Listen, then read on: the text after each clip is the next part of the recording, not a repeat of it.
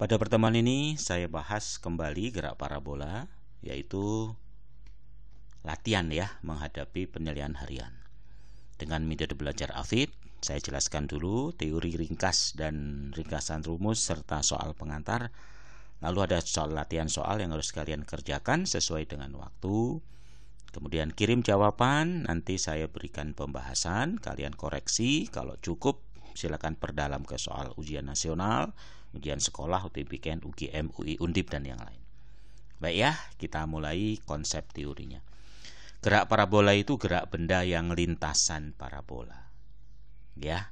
Nah, pernah di parabola SMP kan bahwa dia mempunyai sumbu simetri, punya titik puncak. Ya. Pada sumbu X tidak punya percepatan, berarti GLB. Pada sumbu Y punya percepatan akibat gravitasi. Karena berlawanan percepatannya, pada sumbu Y diperlambat. Makanya kecepatan Y makin mengecil, di titik puncak kecepatan Y-nya nggak ada. Lalu besar lagi. Lalu kecepatan sumbu X karena GLB tidak pernah berubah Vx-nya, dimanapun akan sama. Sudutnya juga gitu, makin ke atas makin mengecil, di puncak sudutnya 0. Namanya sudut elevasi ya, sudut awal pelemparan. Di bawah akan sama. Kecepatan naik sama dengan kecepatan turun, sudut naik sama dengan sudut turun, waktu naik sama dengan waktu turun. Itu kira-kira ya.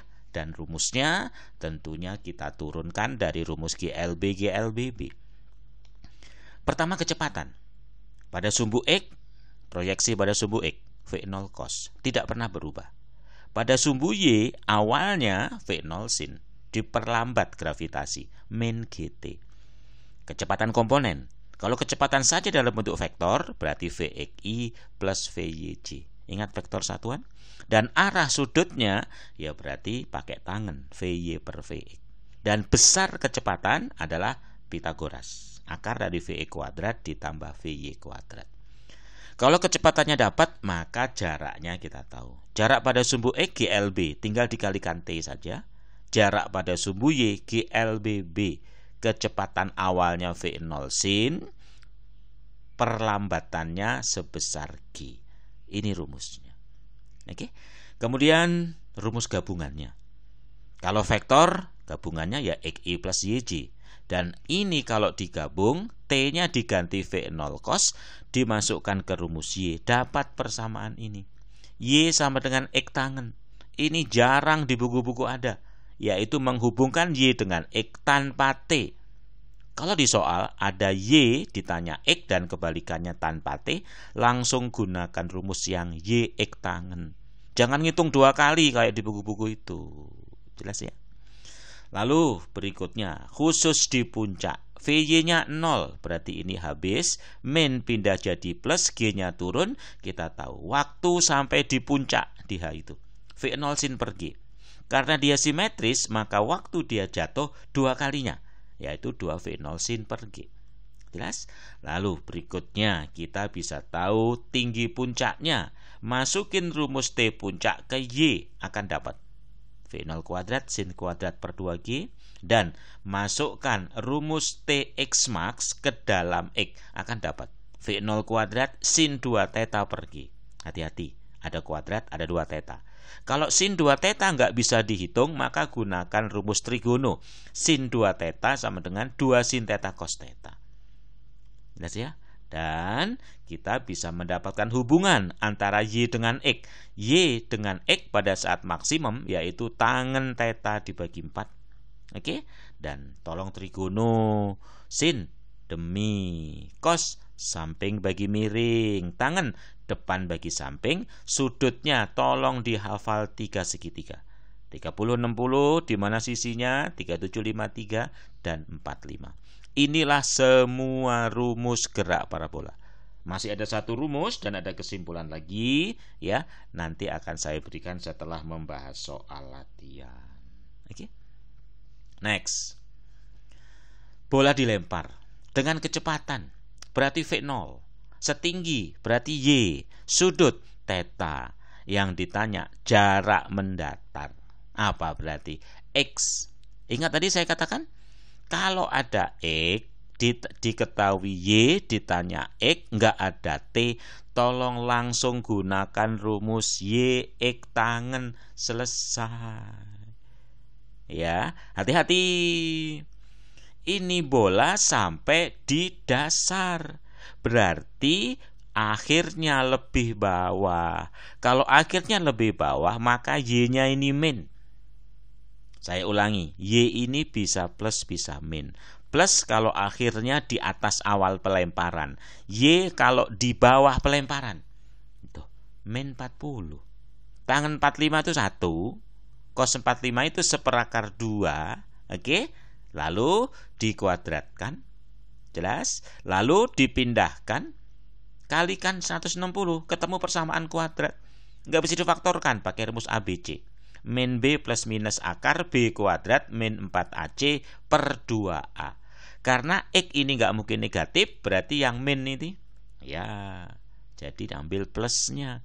Akar 2 1,4 kalau dihitung ketemu 192 meter. Ya, ini.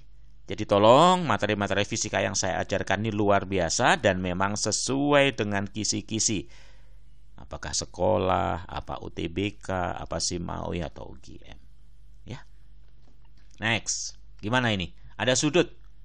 Ada kecepatan. Ada jarak, berarti X ya. Ditanya Y, layak tadi. Pakai Y sama dengan X tangen. Cuma ditanya Y-nya. Tangan 53, 4/3. Cosnya 3/5. Ini dibagi, coret. Dapat.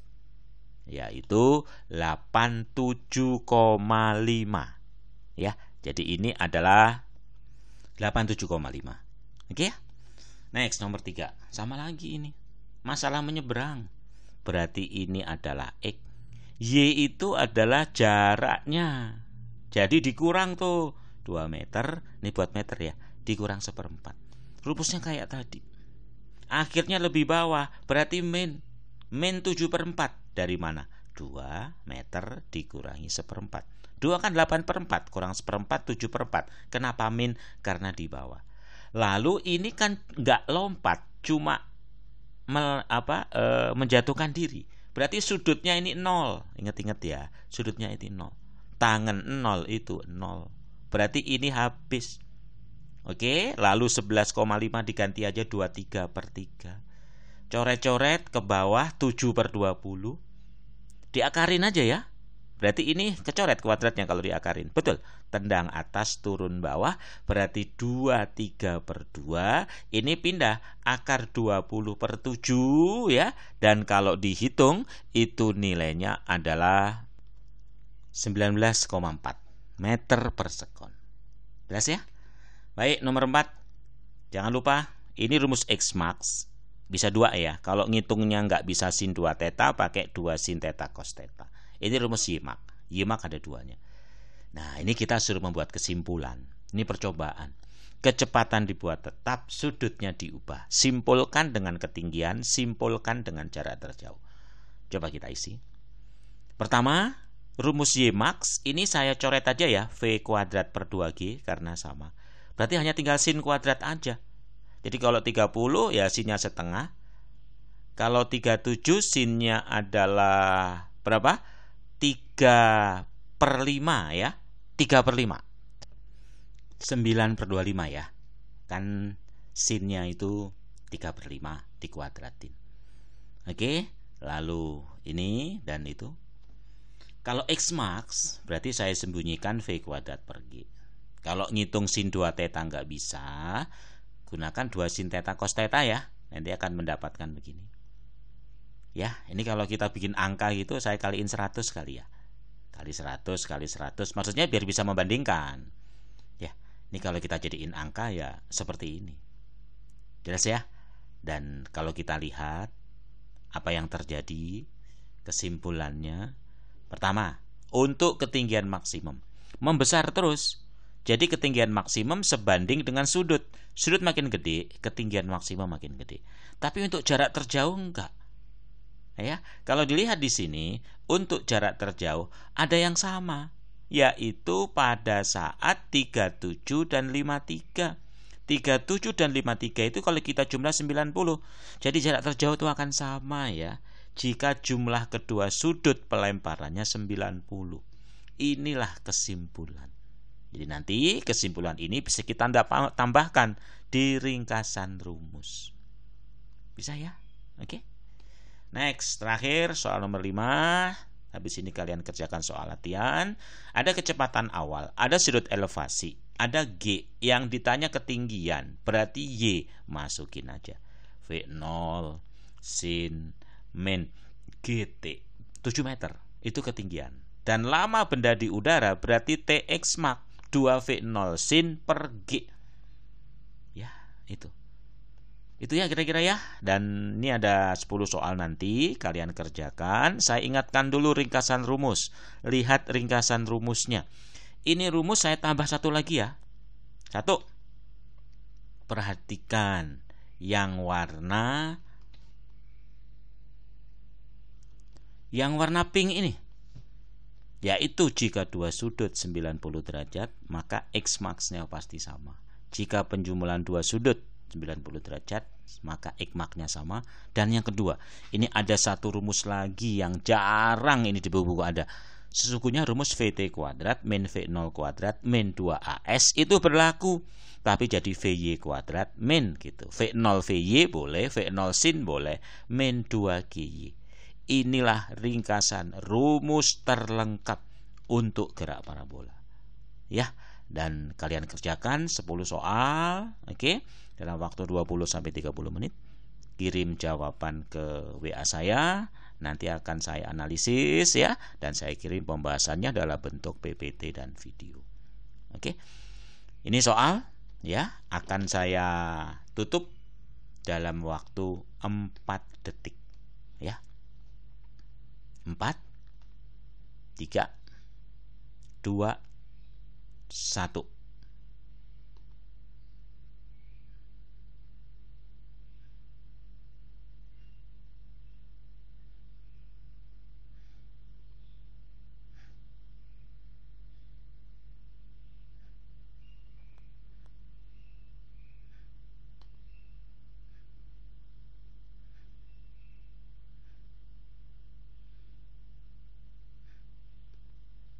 Baik, saya akhiri. Silahkan kirim jawaban ke WA saya yang di bawah itu. Sampai ketemu pada pembahasan berikutnya.